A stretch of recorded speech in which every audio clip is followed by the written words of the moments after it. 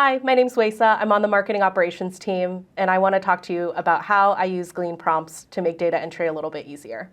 So I work with a lot of external tools to manage things like lead processing and lead routing, and sometimes those tools aren't super easy to use when you're talking about data entry. So I make Glean do a little bit of the hard work for me. So what I do is come to Glean, go into my prompts,